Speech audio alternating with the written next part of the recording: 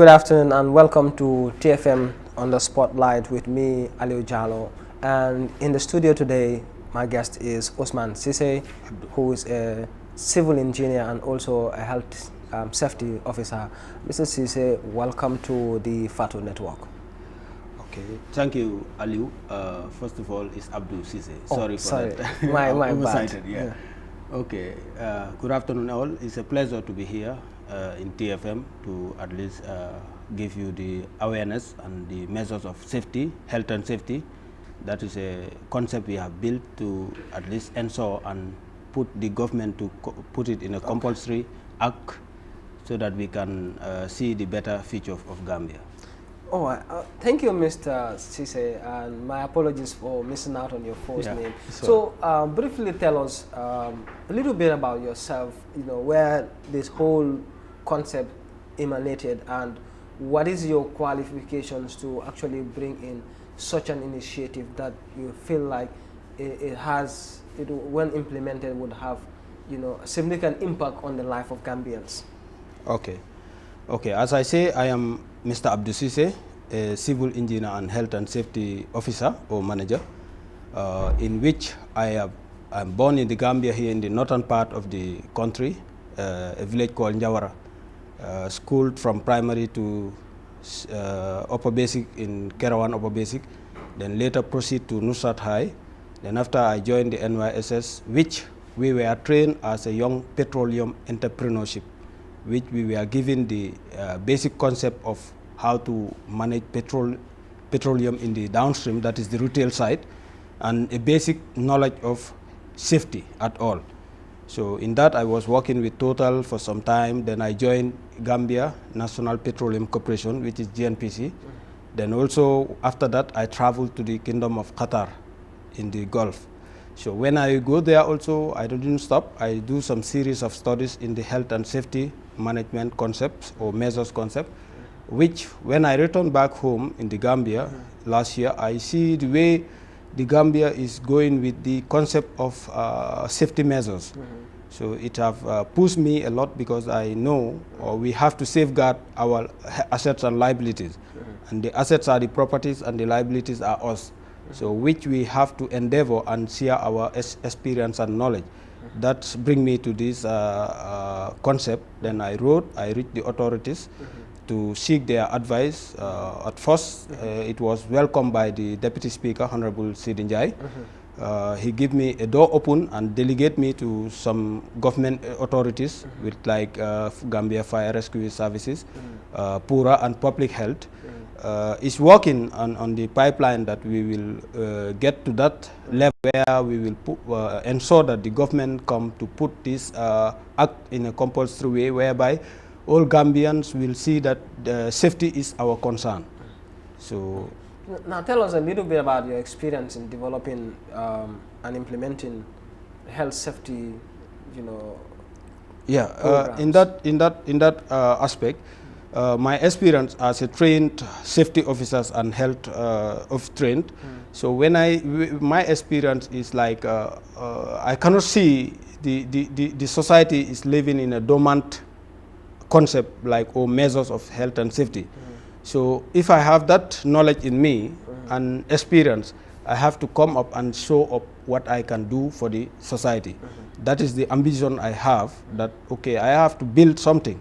So that's why I built the article based on my experience and knowledge, which I trained basic here, and when I go to overseas, I do the studies.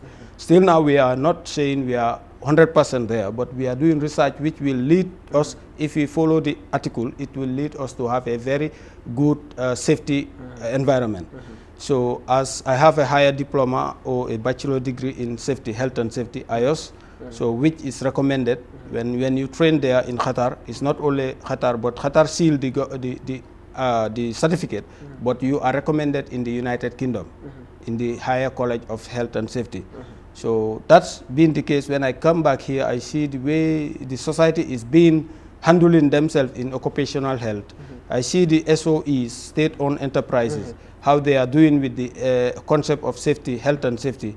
I see the private sector, especially the area I study, which is petroleum.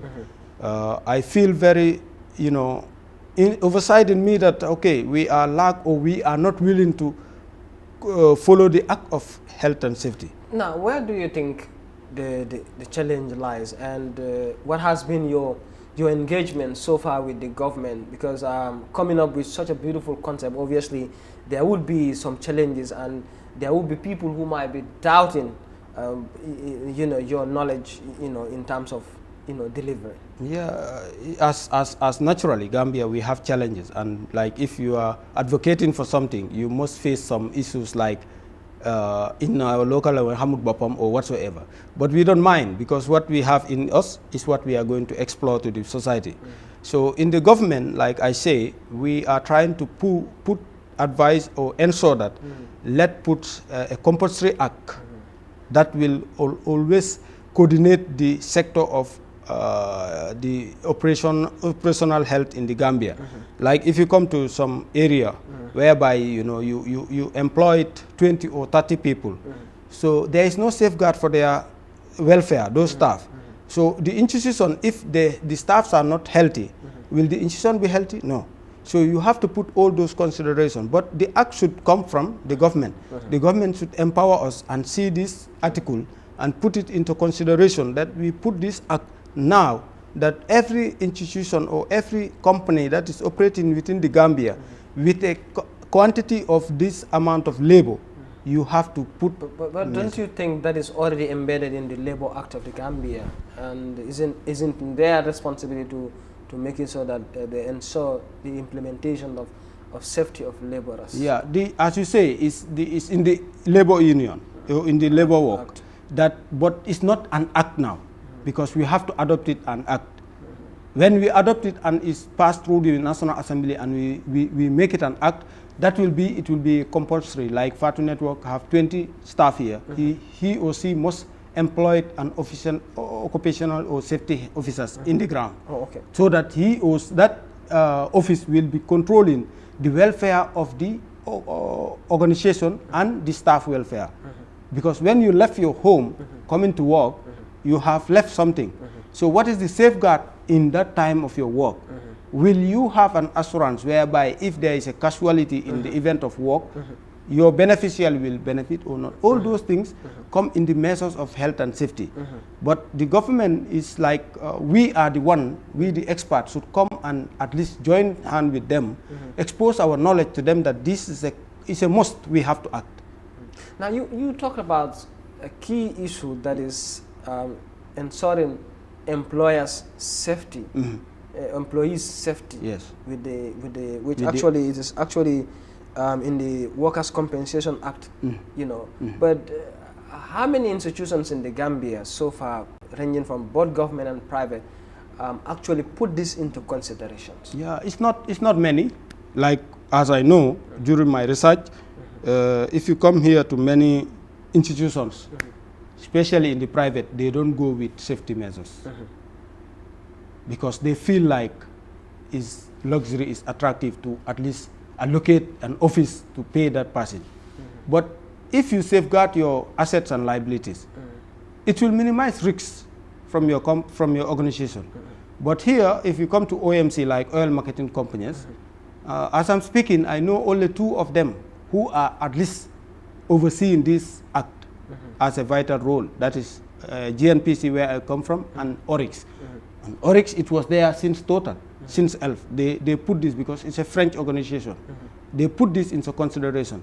But after that, all the OMCs, they don't feel to put it into consideration. And that is the high risk of safety. Petroleum is very hazardous and risky. So people don't feel like it's part of our organizational mandate to put that office into. Where do you think the problem lies? Is it from the employee or from the employer? And is it a societal problem, especially attitude? The problem lies in, like, there is no bill of act. Like right now, if I say, okay, I am injured working with Ja Oil Company, for example, they stab me, or there is a burglary, or armed robbery come, and so I know one petroleum company here or oil marketing company here. Staff were stopped and nothing come out of it. I quit them even. I was working with them. And you quit? I quit because I don't see anywhere when safety is dormant, I control myself with it. I just left because I approached the manager or the acting manager and asked, why are you people not, establishing a safety officer or a safety manager? For her response was that area is very attractive and we don't have the capacity to pay that area. So for them, there was no bill of act that will push them, that is a mandatory for you to put it. It's there, in the act is there in the labor work, but there is no control measure that will say, okay, your company should do it. It's a compulsory. So this is why people don't feel like it's an important venture. So they feel negligent. But come to see it, there is another company which I know, their inside manager have taken some money and go. Just not in less than 1 month. So employing the safety officer or employing somebody who is responsible, the safeguard of the assets and liability, can minimize those kind of risks by engaging the staff to train them what is their feature in working. But if you don't have all those facilities, if you don't have all those experience with your staff, so it's like a random thing. So let the government consider and put this in a consideration, especially in the construction, road and petrol OMCs. Now, the petroleum sector actually is one key, thing that you made mention of, and actually going by your saying, we could see that most of these petroleum people, you find them sometimes when they're eating, they will sit eating right next to the island. Yeah, in the island. That's the island. Okay. Yeah. And then we will not. At some point, there was a time I came to buy petrol, and then I found somebody. I was like, "You have to take a break and go and eat and come back." And they will be complaining that they're not given that time. How? No. Yeah. It happens. These organizations are manipulators, and they see your mind of what you believe. Because like in the Gambia, I see one thing, like employing even an experienced somebody, they don't feel like to do it. Because why? They know this individual will know what is his or her right. I cannot be in the island to sit and eat. And there is no company that will even forcefully allow you to that. But if they see you are not, bold to challenge that to you, they will leave you to do, because their interest is to sell and make money. So, but your safety and your health is your own safeguard. We are always saying here, but even your health and safety is come from you first. Then it explore to the floor. People can support you. So safety is something that you have to adopt. Sitting by the island, even in a petroleum site or even in a showroom or wherever you are working, dealing with customers every time, you have to have a canteen where you have your kitchen or your pantries where you go and eat and wash your hand, come back. But people feel that, okay, I should be doing this because my authority say this and that, or you want to make, flexibility with your authorities. It's not good. There was a time around 2007, when I started joining the OMC. Drivers will come with their, fuel, and when they are drunk, they will take their mouth, they throw and throw it. I used to tell them, what are you doing? This is a hazardous product. Boy, yeah, fine. Exactly. When you were doing it, I was not born. But later part, it will affect you to still like cancer or tuberculosis, or because the chemical is going to you and can stay in your health for 30 years without reacting. Now we often see in petrol stations most of the time not to use your phones, especially on call. That's very important. But you come to realize that people will drive in and then they will be on their phone, or those people working there will be on their phones. What is the consequence, and where does the problem? Is it on the awareness, lack of awareness, or the enforcement of the implementation of the Safety Act? Yeah, that one, three considers is there. Like one you mentioned, the awareness is lacking. people just see that it's a cell phone. It's just like you hold it there. It's an insulator.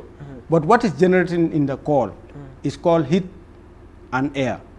And heat and air and fuel make fire. This is very simple. Heat, air, fuel, you have fire. So you have heat in the mobile when it's calling. Air is there, oxygen. So when you click on, there is a spark. You don't see it. But that spark can generate because there is fuel already in the atmosphere. You have oxygen, the mobile generated heat. What can you have? Fire. So, but people just see, because of the ignorance of what is this, it's electronic device. People just see it as, okay, you see, when message come to me, it's flash. It's not safe. So, but when you talk, people just say, okay, I never see. You know, sometimes we believe in seeing is believing. But in certain part of the world, it happens. You know, because in a petrol station, which is open environment, it's very flammable. When we are training as a young dealer, that program in 2007, our manager was a Cameroonian, the total board network manager. He used to tell us, when you are away from your home, coming towards the petrol station, your light is green, your life light is green, because the risk is very minimal, or it's yellow. But when you come up to the petrol station itself, either you are a staff or you are a customer, your life light is red, because there is very flammable, and anything can do, you lose your life. So if that situation is there, we have to safeguard those working there and the assets of that proper organization. But here we see it as very, very, very, very, you know, understandable, like let's manage it like that. It's not manageable. When accident is coming, you never know. Okay. Well, viewers, just to remind you, our guest today is Ousman Ceesay, who is a civil engineer and also a health safety officer. Today, our topic of discussion is basically on compliances and safety issues that would actually benefit you. So, going back to the issue of petroleum, we come to look at it most of the time. The Gambia, you have all the petrol stations so far, you know, are built, you know, within residential areas, and you have people living around that end. What is the risk involved in having a petrol station close to a residential area? Yeah, in that part, you know, we are in the tropic area of the continent, like Gambia is in the tropic side. When we say tropic, it means like the temperature ratio is halfway. Halfway, yes. Yeah. So it's not advisable where you go to the Gulf, you see a petrol station inside the residence of the people. It may be 50 meters away from the resident, or these two sides of the residence are going 50 meters away from the petrol station, because it is very, very, very, very risky to build a petrol station within the environmental area, whereby it's near 25 meters in the Gambia.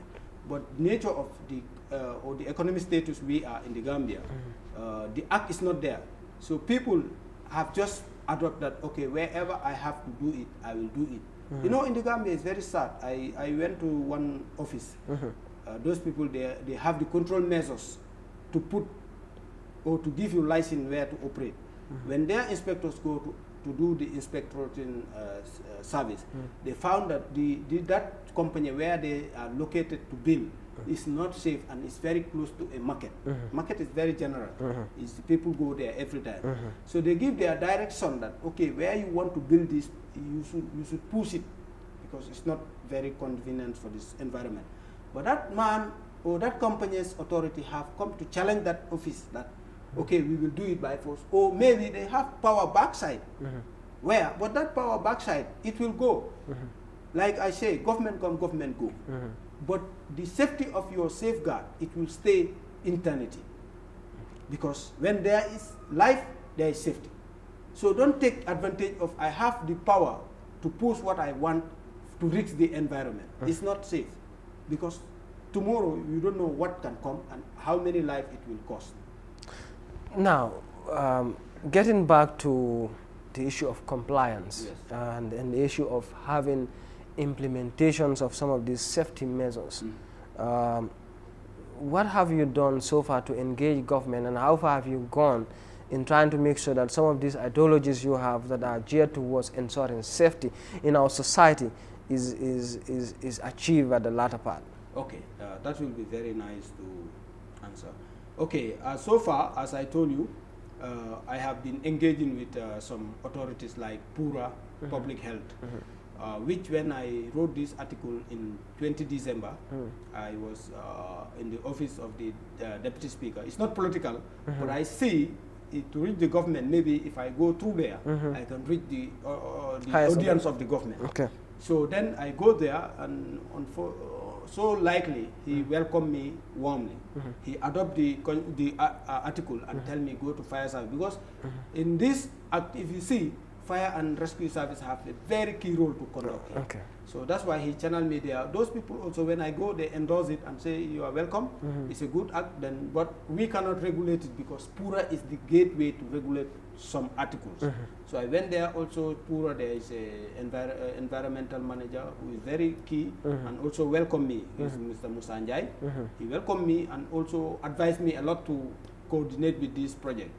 So we are thanking all those who give support, and alhamdulillah, with public health we adopted it and had a series of meetings to see if we can put it in the labor force, like labor union, and coordinate with the government to make this act compulsory.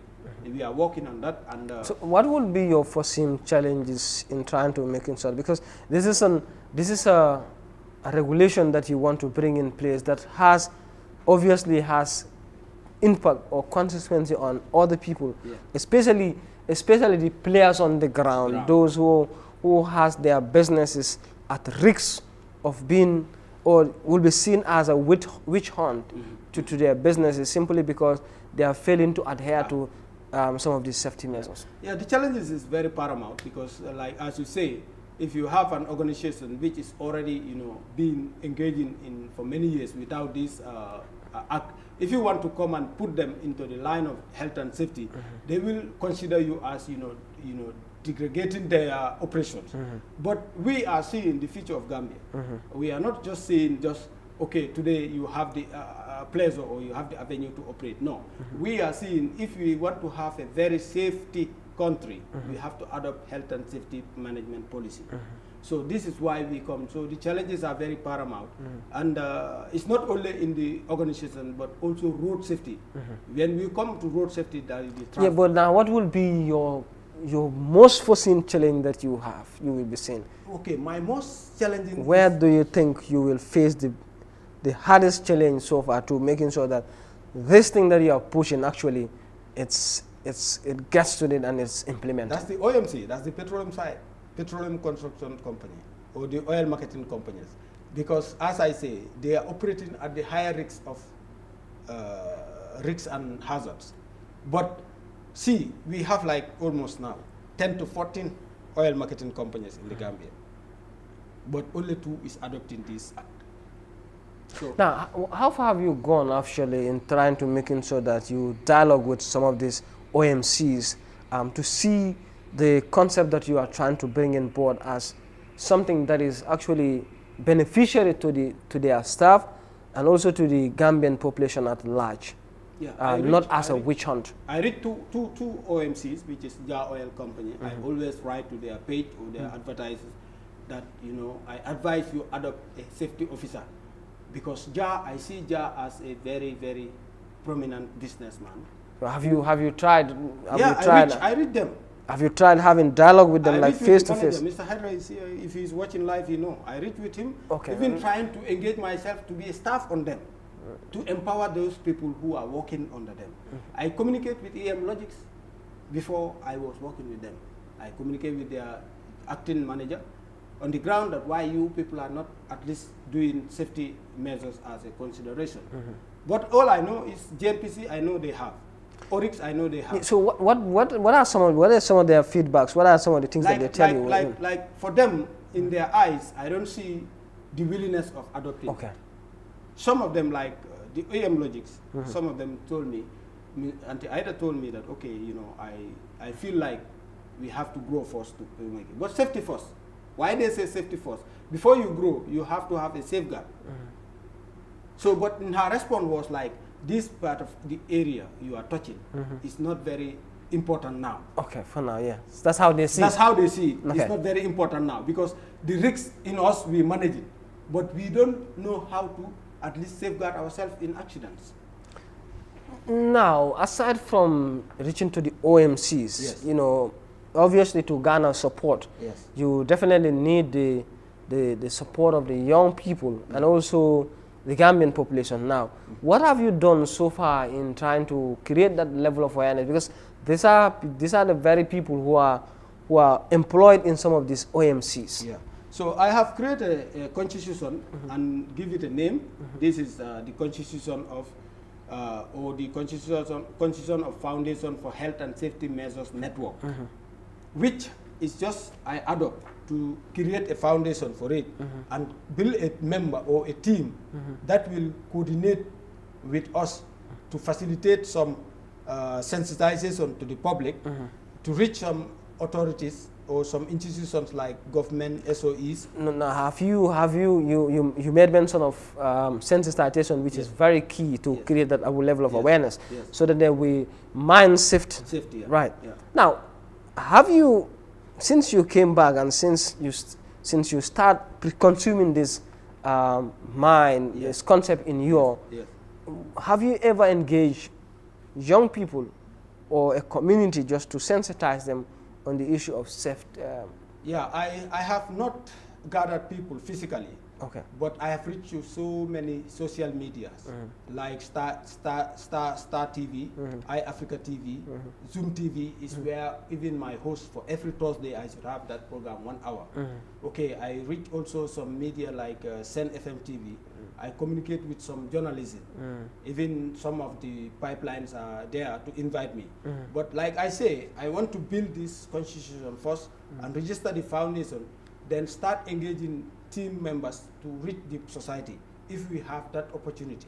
So how long would that take, obviously, before you could bring up the things? So soon, because before the end of the month, September, I wish we will start something.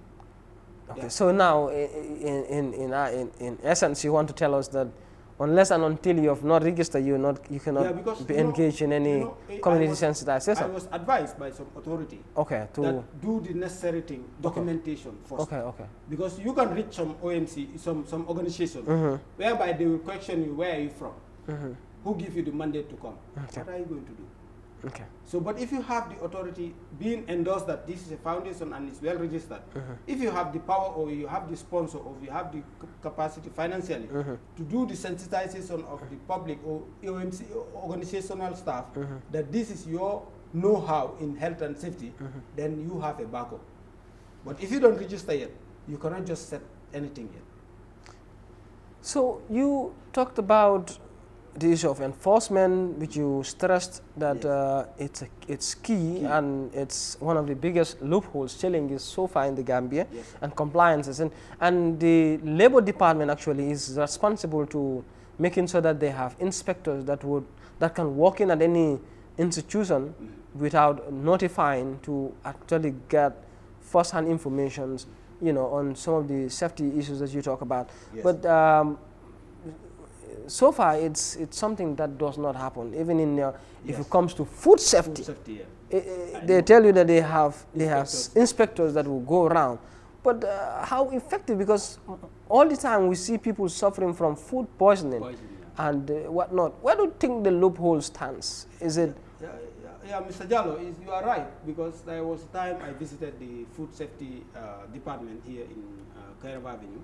Although I don't meet with the director because I was told to write formally to meet him. But I have this concept that, that area also is very dormant because, as the bill is not compulsory act, people just feel that we should not go extra mile to do it. But it's a necessary thing because food is part of what is very, very, very key in health and safety also. The food you are taking and put it in your stomach, you should know where it comes from or what are the safeguards governing that food. But for the inspector, they are doing their work, but maybe there is no compulsory act to put it that okay. Are you sure they're doing their job as expected? Because all the time, as a media house, we do report on expired food, you know, that have been sold in major supermarkets in the Gambia. That's obviously anywhere in the world. You see expired food, because what happened is, those people, they are not archived just to go and know what you have in a store. They can do mystery supervisor, like they just wake up one morning, they say, okay, today we are going to Kunkujang N. We'll visit all those shop vendors. We'll visit all those stores, mysterily. But like the way we are, Gambia, sometimes you don't want to do your duties and responsibility because of something governing in the hidden side, which we are not here to expose or whatsoever. No. We are here just to advocate for health and safety. And our concern but is, to advocate for health and safety, we must we must punch out some of this. We will punch out, but what I'm saying is, you and I know that sometimes you will be an inspector. Okay, they sent you, okay, Diallo, today you have to go to site A, EA, environmental area. Visit all those people. Okay, you go there. So unfortunately, you met your Ibrahim Diallo there. Maybe you discuss, he told you, I'm Ibrahim Diallo from where? You come up to you see that, okay, this Diallo is touching my lineage. Okay, as the nature of government. Now, are you trying to tell me that we should compromise our safety for relationships? We should not. Absolutely, we should follow. Well, that is what you are now. We should follow the act. But what I'm saying is, as the environment we are, as a Gambian. So now, this is what that environment is really killing us, and it's not helping. Come with this. Now, how can we as a society, yes, you know, help to actually tackle such?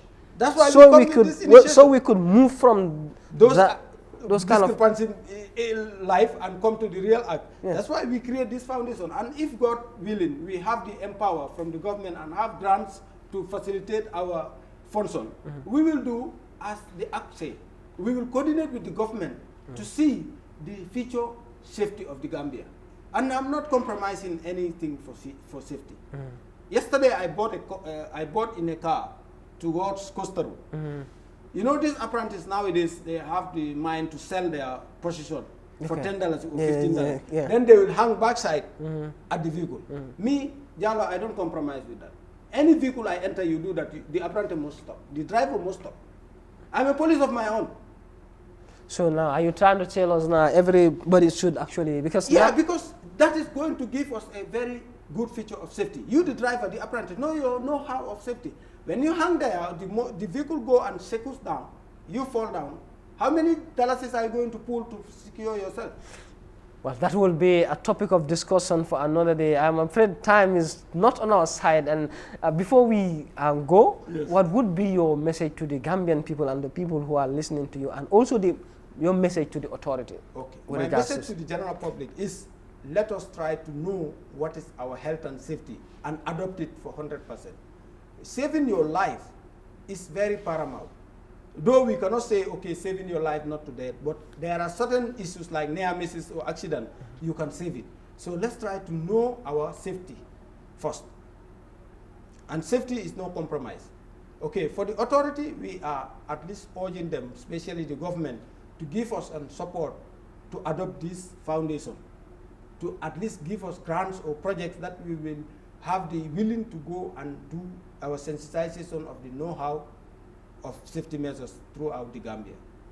Yeah, we will conduct with facility training program, you know, coaching, and all those things is in the constitution, but we need the support of the government to adopt it.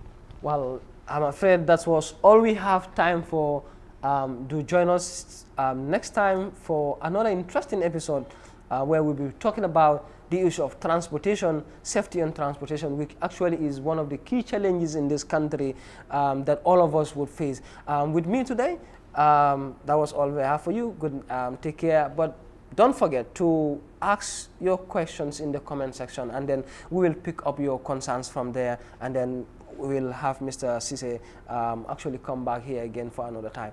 Well, to have a blessed day. Until then. Thank you.